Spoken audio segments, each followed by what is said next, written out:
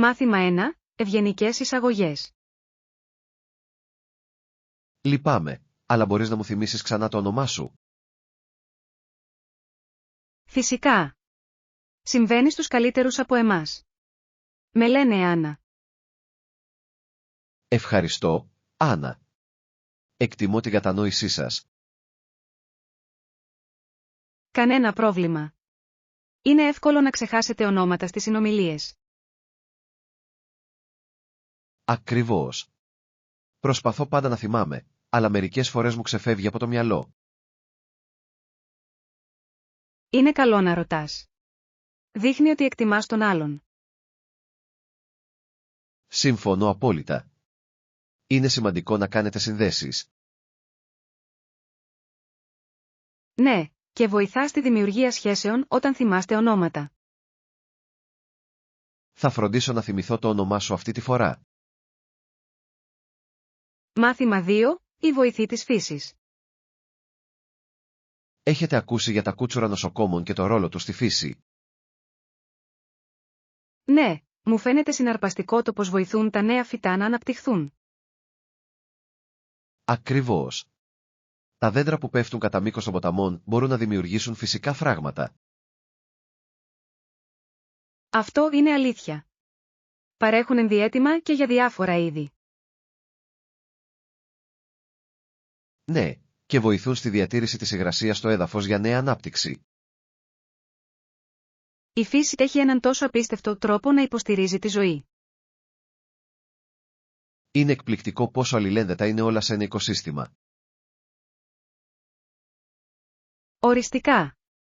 Κάθε στοιχείο παίζει ζωτικό ρόλο στη διατήρηση της ισορροπίας. Μου αρέσει να μαθαίνω για αυτές τις φυσικές διαδικασίες. Είναι τόσο εμπνευσμένα. Μάθημα 3. Vintage looks. Αυτή είναι μια υπέροχη ιδέα. Θα μας βοηθήσει να δημιουργήσουμε αυθεντικές vintage εμφανίσεις. Απολύτως. Τα vintage στυλ έχουν μοναδική γοητεία και χαρακτήρα. Ναι, και λένε ιστορίες περασμένων εποχών μέσω της μόδας. Λατρεύω το πως τα vintage κομμάτια μπορούν να προσθέσουν χαρακτήρα σε κάθε ντύσιμο. Ακριβώς. Η ανάμειξη του παλιού με το νέο δημιουργεί ένα προσωπικό στυλ. Έχετε στο μυαλό σας κάποια συγκεκριμένα vintage αντικείμενα? Σκεφτόμουν μερικά κλασικά αξεσουάρ που μπορούν να ανεβάσουν την εμφάνισή μας. Αυτό ακούγεται τέλειο. Τα αξεσουάρ μπορούν πραγματικά να κάνουν μια δήλωση.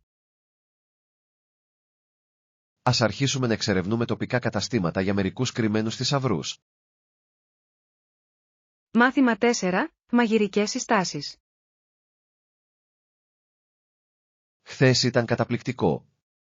Έχετε κάποιες προτάσεις για σήμερα? Χαίρομαι που το απολαύσατε. Τι θα λέγατε να δοκιμάσετε ένα τοπικό αγαπημένο? Αυτό ακούγεται τέλειο. Θα ήθελα να εξερευνήσω πιο νόστιμες επιλογές. Υπάρχει ένα υπέροχο μέρος που είναι γνωστό για τα θαλασσινά του. Λατρεύω τα θαλασσινά. Σε τι ειδικεύονται? Τα τάκο ψαριού στη Σχάρα είναι κάτι που πρέπει να δοκιμάσετε. Είναι τόσο νόστιμα. Ακούγεται απίστευτο. Είμαι έτοιμος να βουτήξω σε μερικές νέες γεύσεις. Ας πάμε εκεί για μεσημεριανό γεύμα. Νομίζω ότι θα εντυπωσιαστείτε. Είμαι ενθουσιασμένος. Ευχαριστώ για τη σύσταση. Ξέρεις πάντα τα καλύτερα σημεία. Μάθημα 5. Ζωγραφίστε και πίνετε διασκέδαση. Θα ήθελα πολύ να συμμετάσχω σε μια εκδήλωση Paint and See. Αυτό ακούγεται σαν έκρηξη. Ας βρούμε μαζί ένα τοπικό στούντιο. Ναι.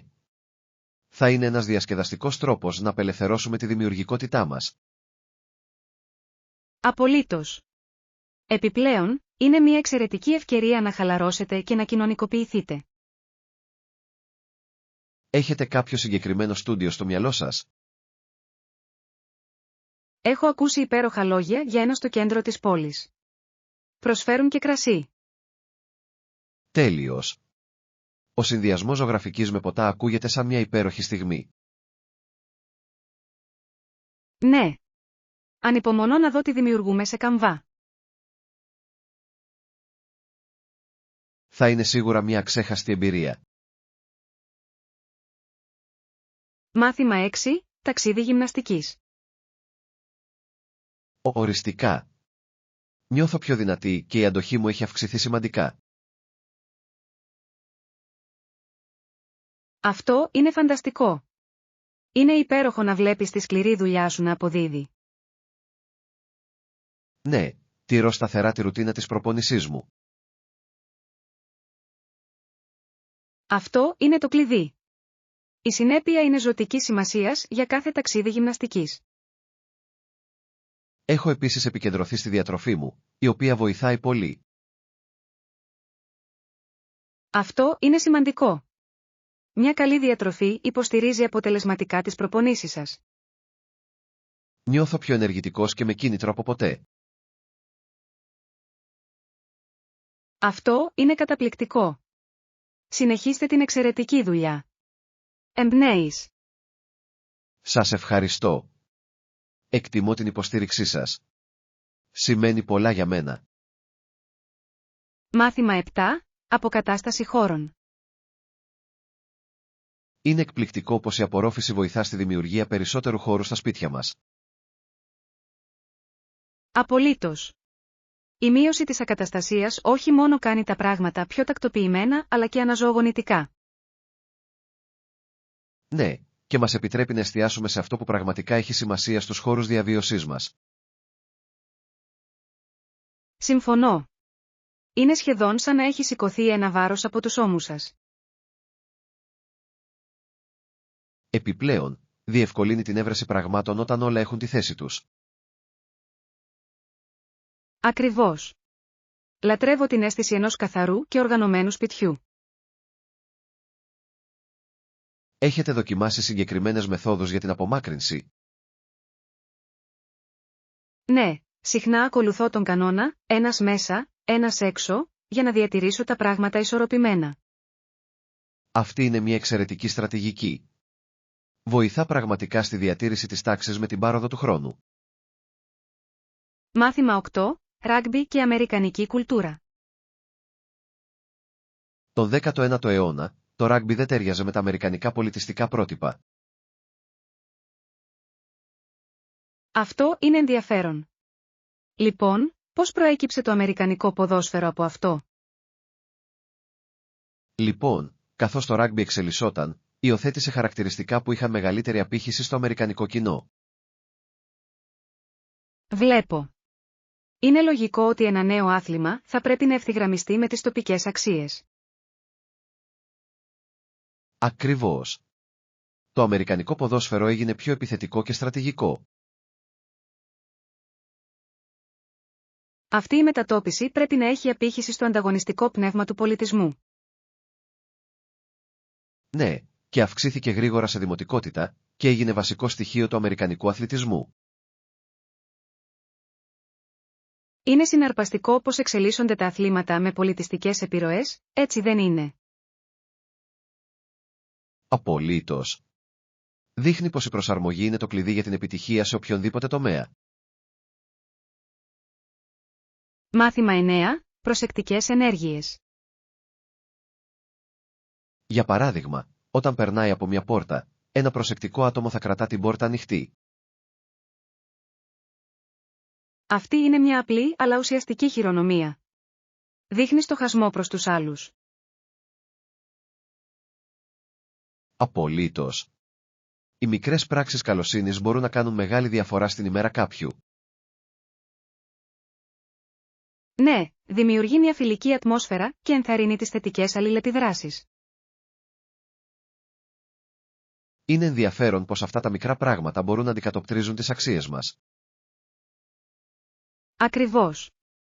Το να είσαι προσεκτικός είναι σημάδι σεβασμού και ενσυναίσθησης. Πιστεύετε ότι τέτοιες ενέργειες γίνονται λιγότερο συχνές στις μέρες μας? Μερικές φορές, αλλά πιστεύω ότι πολλοί άνθρωποι εξακολουθούν να εκτιμούν την καλοσύνη στην καθημερινή ζωή. Το ελπίζω. Είναι σημαντικό να καλλιεργήσετε μια κουλτούρα περίσκεψης. Μάθημα 10. Δυναμική του χόκεϊ επί πάγου. Στο χόκεϊ, αντί για μπάλα, οι παίκτες χρησιμοποιούν έναν σκληρό μαύρο λαστιχένιο δίσκο που ονομάζεται εξωτικό. Αυτό είναι σωστό. Είναι συναρπαστικό πως το παιχνίδι περιστρέφεται γύρω από ένα τόσο μικρό αντικείμενο. Ναι, και οι παίκτες κάνουν πατινάζ γύρω από τον πάγο προσπαθώντας να πετύχουν γκολ με αυτόν. Απαιτεί απίστευτη ικανότητα και ταχύτητα για να χειριστείτε αποτελεσματικά το ξωτικό. Απολύτως. Ο γρήγορος χαρακτήρας του παιχνιδιού κρατά τους πάντες σε γρήγορση. Μου αρέσει το πως η ομαδική εργασία παίζει καθοριστικό ρόλο στην επιτυχία στο χόκεϊ. Ναι, η επικοινωνία και η στρατηγική είναι βασικά στοιχεία στον πάγο. Έχετε δοκιμάσει ποτέ να παίξετε χόκεϊ μόνοι σας? Έχω. Είναι δύσκολο αλλά τόσο διασκεδαστικό να είσαι μέλος μιας ομάδας. Μάθημα 11. Επίτευξη στόχων. Αυτό είναι εντυπωσιακό. Είμαι σίγουρος ότι θα το πετύχεις με αφοσίωση. Σας ευχαριστώ. Πιστεύω πραγματικά ότι η σκληρή δουλειά αποδίδει μακροπρόθεσμα. Απολύτως. Ο καθορισμός ξεκάθαρων στόχων είναι το πρώτο βήμα προς την επιτυχία. Ναι, και η παραμονή συγκεντρωμένη σε αυτούς τους στόχους κάνει τεράστια διαφορά.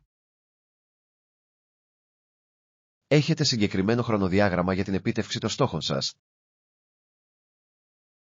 Έχω θέσει ορισμένα ορόσημα για να παρακολουθώ την πρόοδό μου στην πορεία. Αυτή είναι μια έξυπνη προσέγγιση. Σας κρατά κίνητρο και υπευθυνότητα. Ακριβώς. Ο γιορτασμός μικρών νικών διατηρεί τη δυναμική. Ανυπομονώ να σε δω να πετυχαίνεις τους στόχους σου. Τα πας υπέροχα. Μάθημα 12. Προτιμήσεις αγορών παντοπολίου.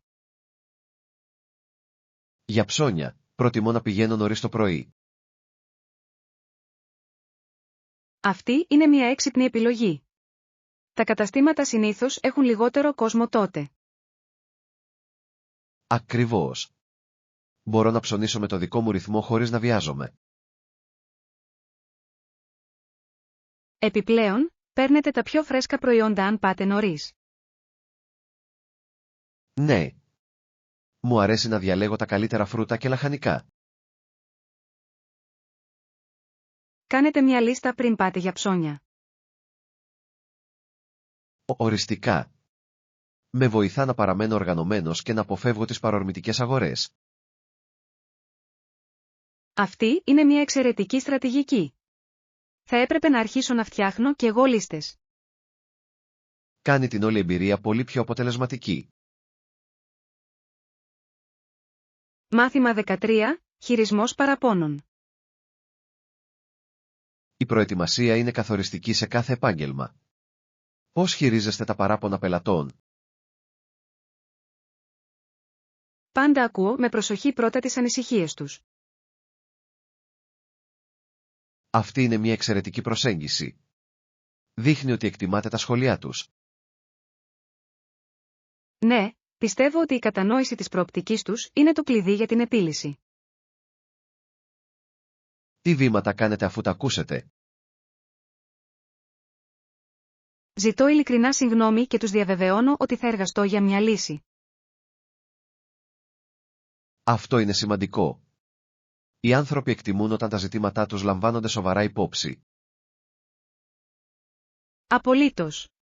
Η παρακολούθηση μετά την επίλυση του ζητήματος είναι επίσης απαραίτητη. Δείχνει δέσμευση για την ικανοποίηση των πελατών.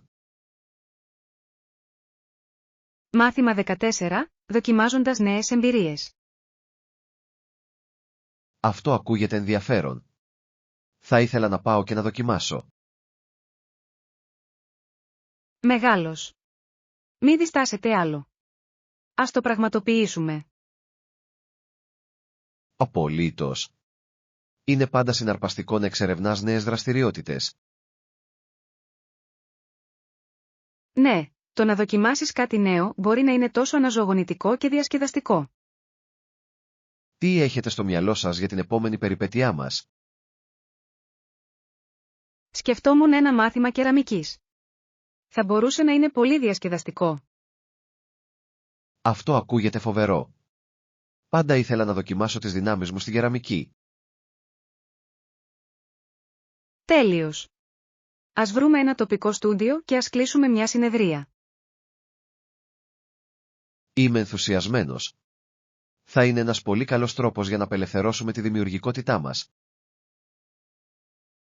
Μάθημα 15. Μέτρηση υψών. Τότε θα έπρεπε να σχεδιάσουμε ένα ύψος και να το μετρήσουμε με ακρίβεια. Ναι. Το ύψος δεν πρέπει να είναι ούτε 20 ούτε πολύ μικρό. Ακριβώς. Πρέπει να είναι σωστό για το έργο μας. Πώς πιστεύετε ότι πρέπει να προσεγγίσουμε τη διαδικασία μέτρησης? Νομίζω ότι η χρήση ενός επίπεδου και μιας μεζούρας θα εξασφάλιζε την ακρίβεια. Αυτό είναι έξυπνο. Είναι σημαντικό να είμαστε ακριβείς με τις μετρήσεις μας. Ναι, και θα πρέπει να κάνουμε διπλό έλεγχο για να αποφύγουμε τυχόν λάθη. Απολύτως. Είναι καλύτερα να πάρουμε το χρόνο μας και να το κάνουμε σωστά. Χαίρομαι που είμαστε στην ίδια σελίδα σχετικά με αυτό. Μάθημα 16. Λύσεις αποθήκευσης. Αυτή είναι μια υπέροχη ιδέα. Συνήθως δυσκολεύομαι να βρω λύσεις αποθήκευσης. Καταλαβαίνω απόλυτα. Μπορεί να είναι μια πραγματική πρόκληση. Ναι, ειδικά όταν έχετε περιορισμένο χώρο στο σπίτι. Έχετε δοκιμάσει συγκεκριμένες μεθόδους για να οργανώσετε τα υπάρχοντά σας? Έχω πειραματιστεί με κάδους και ράφια, αλλά χρειάζομαι καλύτερες λύσεις. Τι γίνεται με τη χρήση πολυλειτουργικών επίπλων για πρόσθετη αποθήκευση? Αυτή είναι μια έξυπνη ιδέα. Μεγιστοποιεί τον χώρο ενώ διατηρεί τα πράγματα τακτοποιημένα. Ακριβώς. Επιπλέον, μπορεί να βελτιώσει την αισθητική του δωματίου σας. Θα το κοιτάξω σίγουρα. Ευχαριστώ για την πρόταση. Μάθημα 17.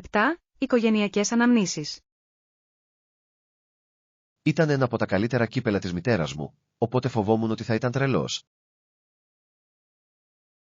Όχι. Έγινε κάτι.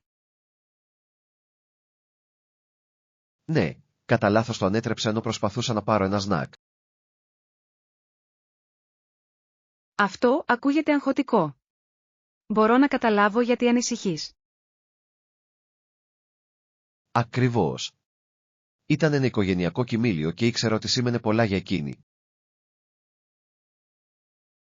Της έχεις μιλήσει γι' αυτό? Όχι ακόμη. Προσπαθώ να βρω έναν τρόπο να το διορθώσω πρώτα. Αυτό είναι στοχαστικό. Ίσως θα μπορούσατε να την εκπλήξετε με μια επισκευή. Ελπίζω να πετύχει. Θέλω να κρατήσω τη μνήμη ζωντανή. Μάθημα 18. Στόχοι φυσικής κατάστασης. Προσπαθώ να γίνω πιο υγιής. Ποιο γυμναστήριο σκέφτεσαι?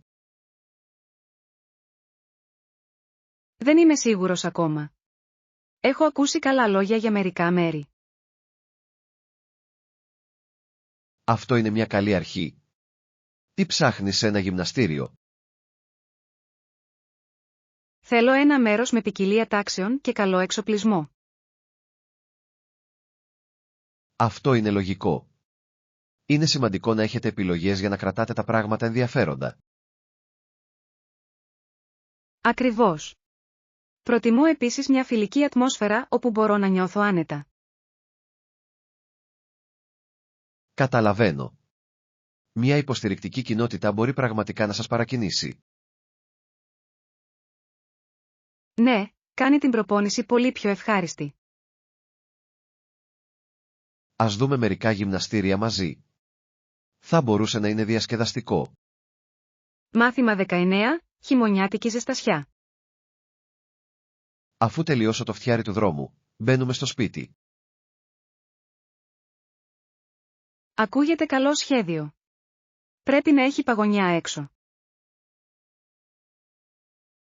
Ναι, και μετά ζεσταίνουμε τα χέρια και τα πόδια μας μπροστά στο τζάκι. Αυτό ακούγεται τόσο άνετο. Λατρεύω την αίσθηση της ζεστασιάς μετά από έξω. Ακριβώς. Δεν υπάρχει τίποτα καλύτερο από ένα ζεστό ποτό δίπλα στη φωτιά. Έχετε κάποιο αγαπημένο χειμωνιάτικο ποτό? Η ζεστή σοκολάτα είναι το πάθος μου. Τι γίνεται με εσάς? Λατρεύω έναν καλό μπαχαρικό μιλίτη μήλου. Είναι τέλειο για τις κρύες μέρες. Ας φτιάξουμε μερικά μαζί αφού τελειώσουμε το φτιάρι. Μάθημα 20, σχεδιασμός ταξιδιού. Προτιμάτε να κάνετε κράτηση για τα πάντα εκ των προτέρων ή να κάνετε μια πιο αυθόρμητη προσέγγιση? Συνήθως μου αρέσει να κάνω κράτηση εκ των προτέρων. Με βοηθά να νιώθω οργανωμένη. Αυτό είναι λογικό. Μπορεί να μειώσει το άγχος όταν ταξιδεύετε. Απολύτως. Το να ξέρω που θα μείνω μου δίνει ηρεμία. Μπορώ να το δω αυτό. Αλλά μερικές φορές ο αυθορμητισμός μπορεί να οδηγήσει σε απροσδόκητες περιπέτειες. Ναι, μπορεί. Υπάρχει κάτι συναρπαστικό στο να είσαι ανοιχτός σε νέες εμπειρίες. Έχετε κάνει ποτέ ένα αυθόρμητο ταξίδι? Έχω. Αποδείχτηκε ότι ήταν μια από τις καλύτερες περιπέτειες μου. Αυτό είναι φοβερό. Νομίζω ότι μια ισορροπία μεταξύ των δύο μεθόδων θα ήταν ιδανική. Μάθημα 21, ιατρικές εξελίξεις. Οι επιστήμονες αποκωδικοποιούν τώρα το σχέδιο της ανθρώπινης ζωής. Αυτό είναι συναρπαστικό. Ακούγεται σαν μια σημαντική ανακάλυψη στην ιατρική. Ναι, και με αυτή τη γνώση, οι θεραπείες για τις πιο τρομακτικές ασθένειές μας φαίνονται δυνατές. Αυτό είναι απίστευτο. Φανταστείτε πόσες ζωές θα μπορούσαν να βελτιωθούν. Ακριβώς. Είναι συναρπαστικό να σκεφτόμαστε το μέλλον της υγειονομικής περίθαλψης. Ελπίζω αυτή η έρευνα να οδηγήσει σε αποτελεσματικές θεραπείες για χρόνιες παθήσεις. Και εγώ. Είναι εκπληκτικό πόσο μακριά έχει προχωρήσει η επιστήμη τα τελευταία χρόνια. Ναι, και οι δυνατότητες είναι απεριόριστες όσον αφορά τη γενετική. Ανυπομονώ να δω ποιες ανακαλύψεις θα γίνουν τα επόμενα χρόνια. Μάθημα 22, αιτήσεις εργασίας. Η αυτοπρόσωπη αίτηση δεν είναι απαραίτητη στις περισσότερες περιπτώσεις, μπορείτε να την κάνετε online. Αυτό είναι αλήθεια. Πολλές εταιρείες προτιμούν πλέον τις ψηφιακές εφαρμογές.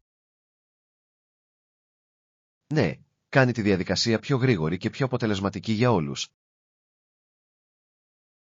Ακριβώς. Είναι βολικό να υποβάλλετε τα πάντα με λίγα μόνο κλικ. Αλλά πιστεύετε ότι υπάρχουν ωφέλη από την προσωπική αίτηση? Μερικές φορές, ναι. Μπορεί να δείξει πρωτοβουλία και ενθουσιασμό. Αυτό είναι ένα καλό σημείο. Η δημιουργία μιας προσωπικής σύνδεσης μπορεί να είναι πολύτιμη. Απολύτως. Μπορεί να σας βοηθήσει να ξεχωρίσετε από άλλους υποψηφίους. Υποθέτω ότι εξαρτάται από την κουλτούρα της εταιρείας και τη θέση. Μάθημα 23, παρακολούθηση συνεδριάσεων. Σκοπεύετε να παρακολουθήσετε τη συνάντηση, συμπεριλαμβανομένου του διευθυντή? Ναι, Νομίζω ότι είναι σημαντικό να είναι όλοι παρόντες. Συμφωνώ. Η ύπαρξη όλων εκεί μπορεί να ενισχύσει την καλύτερη επικοινωνία. Απολύτως. Επιτρέπει μια πιο παραγωγική συζήτηση. Εντάξει, θα στείλω ένα email για να τους ενημερώσω για τη συμμετοχή μας. Αυτό ακούγεται υπέροχο. Είναι καλό να κρατάμε όλους ενήμερους. Ναι, και δείχνει τη δέσμευσή μας στο έργο. Ανυπομονώ να ακούσω τις σκέψεις όλων κατά τη διάρκεια της συνάντησης. Και εγώ. Οι συνεργατικές προσπάθειες οδηγούν πάντα σε καλύτερα αποτελέσματα. Μάθημα 24. Μουσική jazz. Μουσική jazz, παλιά και νέα, παίζεται στο ραδιόφωνο και στα οικιακά στερεοφωνικά. Ναι. Υπάρχει κάτι διαχρονικό στην jazz που αρέσει σε πολλούς. Απολύτως. Δημιουργεί μια τέτοια χαλαρωτική ατμόσφαιρα. Μου αρέσει το πώς συνδυάζει τον αυτοσχεδιασμό με τον ρυθμό και τη μελωδία. Ακριβώς. Κάθε παράσταση μπορεί να είναι μοναδική και αυθόρμητη. Έχετε κάποιον αγαπημένο καλλιτέχνη της jazz? Μου αρέσει πολύ ο Λουί Όρμστρον. Η τρομπέτα του είναι εμβληματική. Είναι καταπληκτικός. Λατρεύω τη φωνή της Ella Fitzgerald επίσης. Είναι τόσο ομαλό. Ναι, έχει τον τρόπο να φέρνει συναίσθημα σε κάθε τραγούδι. Μάθημα 25. Δοκιμές απόδοσης. Ορισμένες δοκιμές ενδέχεται να αποφύγουν τον εντοπισμό, αποτρέποντας τη χρήση ενισχυτών απόδοσης. Αυτό είναι ένα ενδιαφέρον σημείο.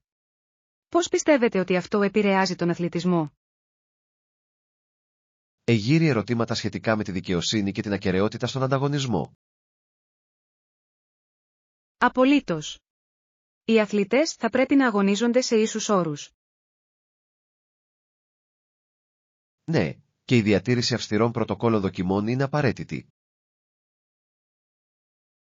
Είναι σημαντικό να διασφαλιστεί ότι όλοι οι ανταγωνιστές ακολουθούν τους ίδιους κανόνες. Συμφωνώ. Η διαφάνεια δημιουργεί εμπιστοσύνη στους αθλητικούς οργανισμούς. Οριστικά. Οι θαυμαστές θέλουν να δουν γνήσιο ταλέντο και σκληρή δουλειά. Ας ελπίσουμε ότι οι εξελίξεις στις δοκιμές θα συνεχίσουν να βελτιώνουν την ακεραιότητα των αθλημάτων. Μάθημα 26. Το ταξίδι του Σκρούτζ. Στην ιστορία, το πρώτο πνεύμα έρχεται και επαναφέρει το Σκρούτζ στις πρώτες σκηνές της ζωής του. Αυτή είναι μια δυνατή στιγμή. Αναδεικνύει πραγματικά τις προηγούμενες επιλογές του. Ναι, είναι συναρπαστικό πως οι αναμνήσεις του διαμορφώνουν αυτό που είναι σήμερα. Απολύτως. Αυτές οι εμπειρίες καθορίζουν το χαρακτήρα και την οπτική του για τη ζωή. Μου αρέσει το πως το πνεύμα του δείχνει τη σημασία του προβληματισμού. Ναι. Είναι μια υπενθύμηση ότι η κατανόηση του παρελθόντος μας μπορεί να οδηγήσει σε αλλαγή. Νομίζω ότι το ταξίδι του Σκρούτζ είναι μια όμορφη αναπαράσταση της λύτρωσης. Οριστικά. Ποτέ δεν είναι αργά για να αλλάξετε και να αγκαλιάσετε την καλοσύνη. Ας συζητήσουμε περισσότερα για τα θέματα της ιστορίας αφού τη διαβάσετε. Μάθημα 27. Εξισορρόπηση ζωής. Μπορεί να είναι άβολο για άτομα που είναι απασχολημένα με την εργασία και την οικογενειακή του ζωή. Συμφωνώ απόλυτα. Η έβρεση χρόνου για τα πάντα μπορεί να είναι μια μεγάλη πρόκληση. Ωστόσο, πολλοί άνδρες και γυναίκες είναι πρόθυμοι να κάνουν θυσίες για να τα ισορροπήσουν όλα. Ναι, η ιεράρχηση των εργασιών είναι απαραίτητη για τη διαχείριση τόσο των εργασιακών όσο και των οικιακών ευθυνών. Έχετε βρει αποτελεσματικές στρατηγικές για να εξισορροπήσετε τη ζωή σας? Προσπαθώ να προγραμματίζω τις εργασίες μου και να βάζω όρια για να αποφύγω την εξάντληση. Αυτή είναι μια έξυπνη προσέγγιση. Είναι επίσης σημαντικό να κάνετε διαλύματα. Οριστικά. Η αυτοφροντίδα είναι ζωτικής σημασίας για τη διατήρηση της συνολικής ευημερίας. Ας μοιραστούμε συμβουλές για το πώς μπορούμε να υποστηρίξουμε ο ένας τον άλλον για την επίτευξη ισορροπίας. Μάθημα 28. Ζύγιση παραγωγής. Εντάξει, άσε με να σου ζυγίσω τα μήλα και τα πορτοκάλια. Σας ευχαριστώ. Βοηθά να γνωρίζετε το ακριβές βάρος όταν ψωνίζετε. Χρειάζεστε κάτι άλλο όσο είμαι σε αυτό? Ναι, θα μπορούσατε να πάρετε και μερικά λεμόνια, είναι ιδανικά για μαγείρεμα. Σίγουρος. Τα φρέσκα λεμόνια μπορούν να προσθέσουν ένα ωραίο ζουμ σε πολλά πιάτα. Ακριβώς. Μου αρέσει να τα χρησιμοποιώ σε σαλάτες και μαρινάδες. Τίποτα άλλο στη λίστα σας? Νομίζω ότι αυτό το καλύπτει προς το παρόν. Ευχαριστώ για τη βοήθειά σας. Κανένα πρόβλημα. Είναι πάντα διασκεδαστικό να ψωνίζουμε μαζί. Μάθημα 29. Ανατροφοδότηση έργου. Μεγάλη δουλειά στο έργο. Λάβατε σχόλια? Ναι, επένεσαν την προσέγγισή μας, η οποία ήταν πραγματικά ενθαρρυντική. Αυτό είναι φανταστικό. Είναι πάντα ωραίο να λαμβάνεις θετική ενίσχυση. Απολύτως. Μας παρακινεί να συνεχίσουμε να βελτιωνόμαστε και να καινοτομούμε. Ποιες συγκεκριμένες πτυχές τόνισαν? Εκτίμησαν την προσοχή μας στη λεπτομέρεια και τη δημιουργικότητα. Είναι υπέροχο να το ακούς. Αυτές οι ιδιότητες είναι τόσο σημαντικές στη δουλειά μας. Οριστικά. Πιστεύω ότι είχαν πραγματικά απήχηση στο κοινό μας. Ας συνεχίσουμε να χτίζουμε σε αυτή την επιτυχία για μελλοντικά έργα. Μάθημα 30. Μεταφορές στο ξενοδοχείο. Οι μεταφορές για τους επισκέπτες του ξενοδοχείου είναι πραγματικά βολικές. Ναι, κάνει τα ταξίδια πολύ πιο εύκολα για όλους τους εμπλεκόμενους. Πώς είναι η διαδικασία για τη διευθέτηση αυτών των μεταφορών? Συνήθως, οι επισκέπτες μπορούν να ζητήσουν μεταφορά κατά την κράτηση της διαμονής τους.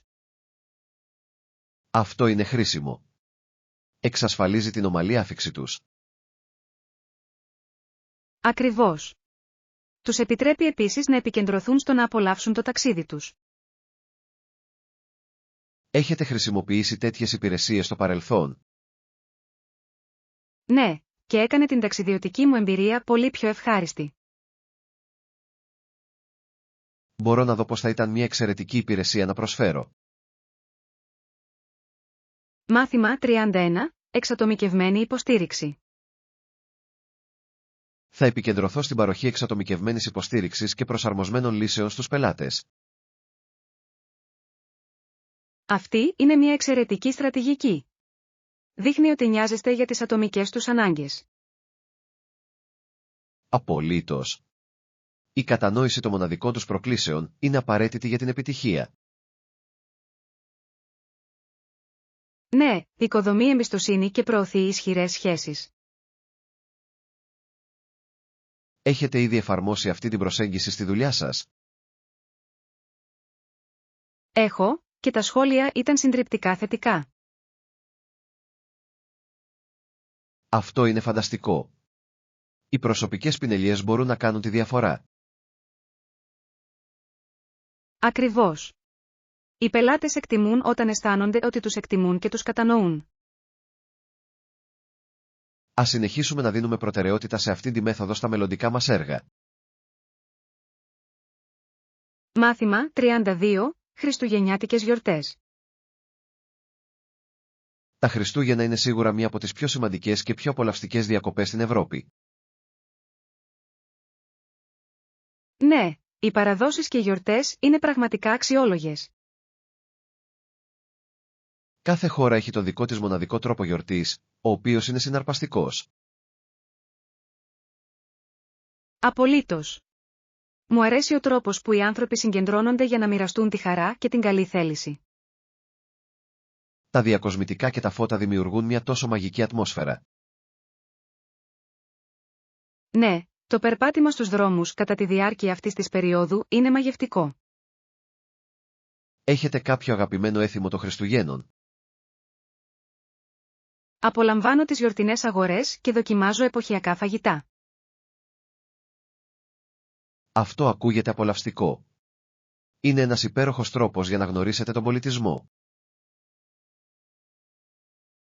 Μάθημα 33, ημέρα του Καναδά. Η πρώτη ημέρα του Ιουλίου είναι η ημέρα του Καναδά, η οποία είναι εθνική εορτή στον Καναδά. Ναι, είναι μια μέρα γεμάτη γιορτές και γιορτές. Οι άνθρωποι σε όλη τη χώρα συγκεντρώνονται για να γιορτάσουν την κληρονομιά τους. Απολύτως. Υπάρχουν παρελάσεις, πυροτεχνήματα και διάφορες εκδηλώσεις. Είναι μια εξαιρετική ευκαιρία για τους Καναδούς να εκφράσουν την περηφάνεια τους. Ναι, και είναι διασκεδαστικό να βλέπεις πως γιορτάζουν διαφορετικές περιοχές με μοναδικούς τρόπους. Έχετε συμμετάσχει ποτέ σε έναν εορτασμό της ημέρας του Καναδά? Έχω. Η ενέργεια και ο ενθουσιασμός είναι μεταδοτικά. Θα ήθελα να το ζήσω μαζί σου κάποια μέρα. Μάθημα 34, Διακήρυξη Ανεξαρτησίας. Ωστόσο, όταν οι Ηνωμένες Πολιτείες διακήρυξαν την ανεξαρτησία τους το 1776, αυτό δεν ήταν πλέον δυνατό. Αυτό είναι αλήθεια. Η μετατόπιση της εξουσίας άλλαξε σημαντικά τις σχέσεις. Ναι, σηματοδότησε μια καμπή στην ιστορία και για τα δύο έθνη. Πρέπει να ήταν μια ταραχώδης περίοδος για όλους τους εμπλεκόμενους. Απολύτως. Ο αγώνας για την ανεξαρτησία επηρέασε πολλές ζωές. Και έθεσε το σκηνικό για μελλοντικές εξελίξεις στην περιοχή. Είναι συναρπαστικό πως τέτοια γεγονότα διαμορφώνουν τον κόσμο μας σήμερα. Ναι, η κατανόηση της ιστορίας μας βοηθά να εκτιμήσουμε το παρόν μας. Ας εξερευνήσουμε περισσότερα για αυτή την περίοδο μαζί. Είναι τόσο ενδιαφέρον. Μάθημα 35, Αεροπορικά ταξίδια. Ξέρω ότι δεν μπορείς να πετάξεις σαν πουλί, αλλά μπορεί να είχες κάνει μια βόλτα με αεροπλάνο. Ναι, έχω. Το να πετάς είναι μια τόσο μοναδική εμπειρία. Είναι πραγματικά. Η θέα από ψηλά κόβει την ανάσα. Απολύτως. Μου αρέσει να βλέπω τα σύννεφα και τα τοπία από τον ουρανό. Έχετε ταξιδέψει σε ενδιαφέροντα μέρη με αεροπλάνο? Ναι, έχω πάει σε μερικές χώρες και κάθε πτήση ήταν μια περιπέτεια. Αυτό ακούγεται καταπληκτικό. Τα αεροπορικά ταξίδια ανοίγουν τόσες πολλές ευκαιρίες. Οριστικά. Είναι συναρπαστικό να εξερευνάς νέους πολιτισμούς και περιβάλλοντα. Ας προγραμματίσουμε μαζί το επόμενο ταξίδι μας. Θα είναι περιπέτεια.